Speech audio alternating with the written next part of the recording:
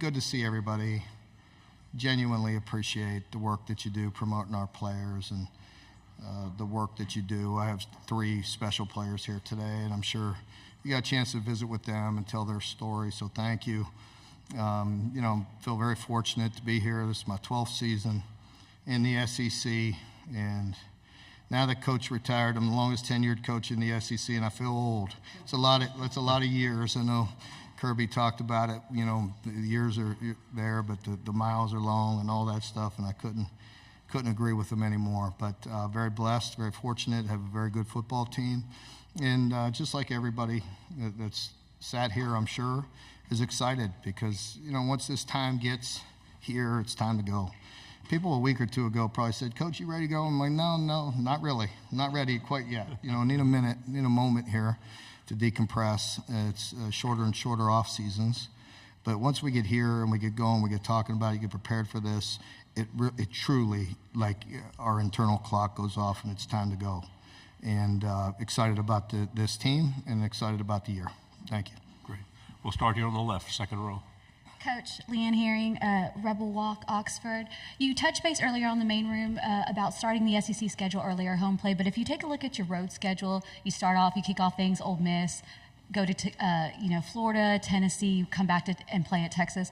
Is there any adjustments that you're making this offseason to better prepare your team to endure that tough road schedule? You mentioned about sustainability, durability. Can you kind of touch base on those things as far as how you're approaching the road schedule? If you look at it, as a whole like that, nothing in particular about going to Oxford for the first road game, right? There's just too much to do in between there. I think that's something that I've always had to deal with and manage. Like last year, we had a build-up. We had a lot of non-conference, and then it was just a long stretch of SEC only. Well, that takes its toll in a different way. You have to be prepared for it all. I think we constantly look at ways. I've been in the sports science for a long time, probably too much early on. And so you look at things to prepare your team the best way you can. It's important games. You're starting the season with some important games. But for us, every game is, equally as valuable. They're all tough. It's hard. And you have to be able to, play well in the beginning, middle, and end. And so that doesn't mean it's very easy, but we constantly look at ways. There's nothing like drastically that I can say right off the top. You better be prepared.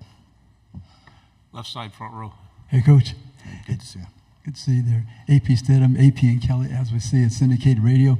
Coach, what lured you to Brock Vandegrift? Did you have a history with him maybe in recruiting, and what are some of the attributes that you think can help your offensive program? With Brock, the first thing was we've been, as we've had a lot of pro elements, to our system. And coming from Georgia, he was coached extremely well. You saw him operate. Now, albeit they had some leads, when he was in there, but at least he got to play a lot because they beat a lot of teams by a lot of points. And so he got a lot of playing time. And what you saw with him is you saw the operation. You saw him go through the reads. You saw him process things. You saw the way he handled himself. The talent was there. That was obvious. He needed an opportunity. So I thought it was a very good fit. And I like what I've seen so far, and I'm very excited about him. Left side, third row. And then pass it down, please. Tyler Shaw with KBTX in College Station. Mark, can you take us back to, late November? There were reports out that you had taken the job at A&M, and then 24 hours later, Mike Elko's hired, and it's just kind of what was that kind of roller coaster of a weekend like for you? You don't believe everything you see on Twitter, do you? I'm asking you. It was. Listen, I said it in the main room, and it's true. I was pursued by A&M. I had,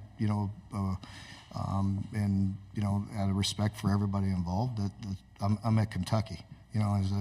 As I've said, there's only 19 coaches in the history of SEC that's been in the school 12 years or more. And last year, I think Coach became 18 and Coach Saban, and this year I became 19. I like being a part of that group. I think, I fit well at Kentucky. I've been very blessed to be there as long as I have. And I love the team that I have, and, I've been pursued before, and I like where I'm at. Right side, back row.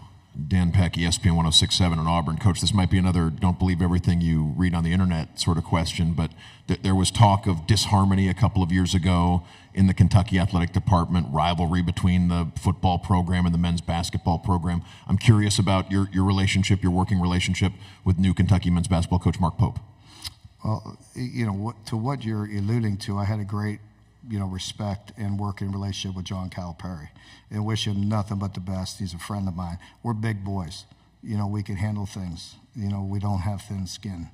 And, so, yeah, we had a little blip over 11 years, and that's all it was.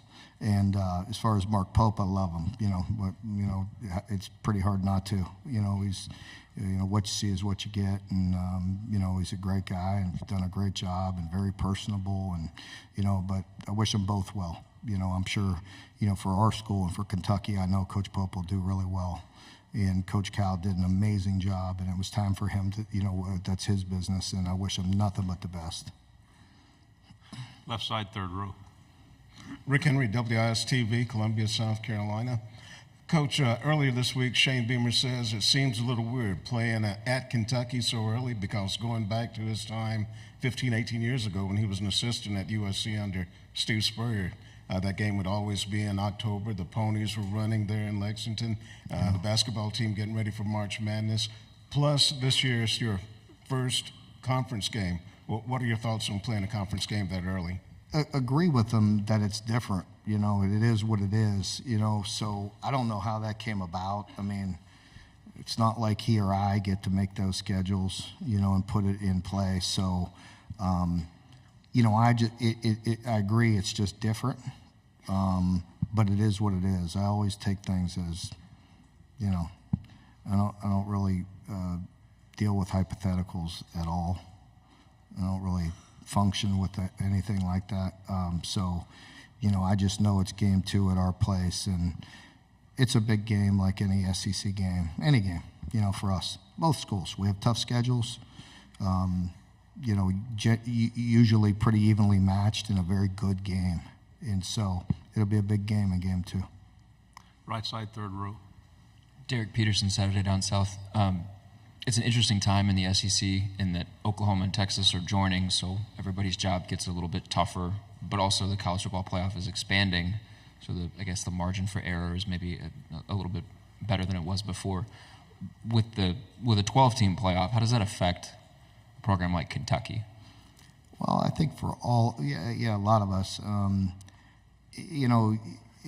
it'll put some importance on some games late in the year. We all want to put ourselves in a position, to be in that conversation. And, I think what you're going to see, whether it's Kentucky or any teams, that you're going to see a lot of, games that are like playoff games late in the year. And I think people will like that, and I think it'll keep a lot of people engaged, so we will see, right? You'll see, I'll see, it'll be totally different.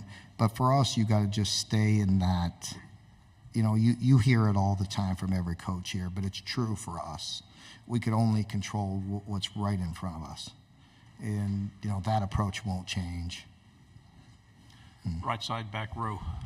Auburn makes a visit to Kentucky in October. You and Coach Freeze have both coached a lot of SEC games. I'm not sure how often you've faced each other with division play and the differences in the schedule. How familiar are you with Coach Freeze? What's your relationship like with him? Yeah, I really like Hugh and good person, good guy, and he's one hell of a coach, just like everybody else in this league. And so, there'll be a lot of tape in between there, a lot of, lot to look at, and tweaks and changes and things like that. But I know he's a very good football coach and always a challenge playing them.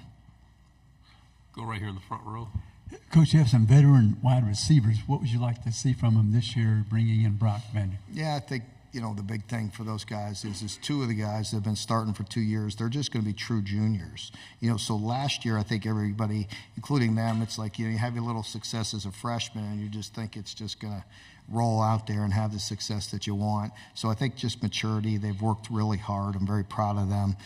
Going into their 3rd year, you add a guy like Jamori Macklin, what I mean? He's got a lot of reps under his belt and a good player inside. And so I feel like, amongst amongst some other good wide receivers. So I'm excited about that group, and have a new receiver coach in DeKeel Shorts, and he came from Houston, and he's a young guy but he's very demanding. He's a guy that has a good relationship, but he's no nonsense. He's business, and he works hard. The guys respect him.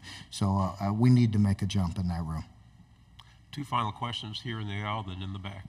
You mentioned it in the main room and again just now. You've been at Kentucky for a long time. You're not going to stay at the SEC for a long time if you don't have something that's sustainable. So you've built a sustainable program. What are some kind of tenets that have to be in place to have a sustainable program here? Well, you got to have great support. I mean, you're not going to do this alone.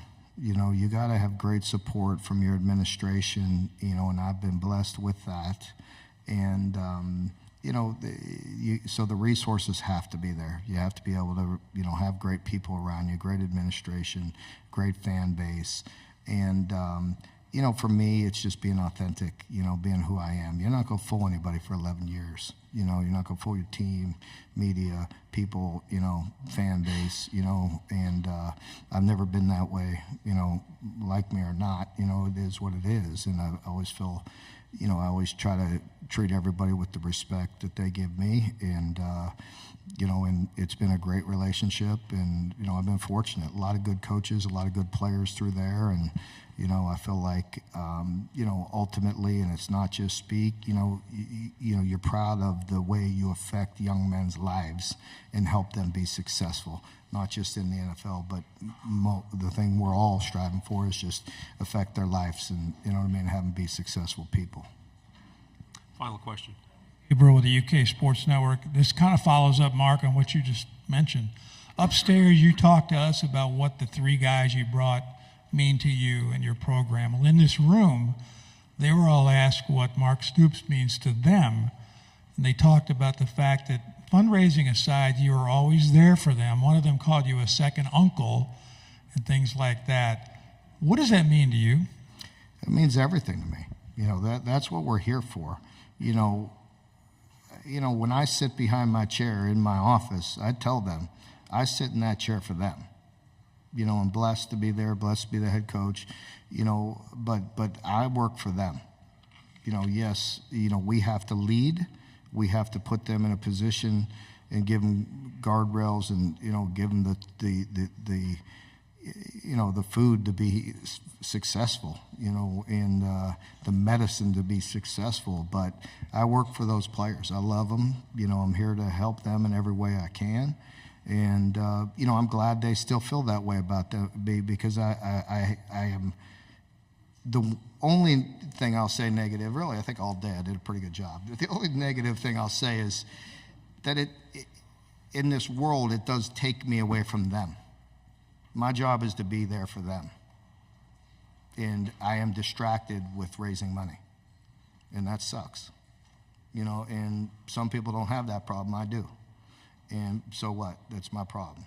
And I'm addressing it, and I'm working on it. But it does take me away from the players that I love. Coach, thank you very much. Thank you. Great job and good luck. Thank you.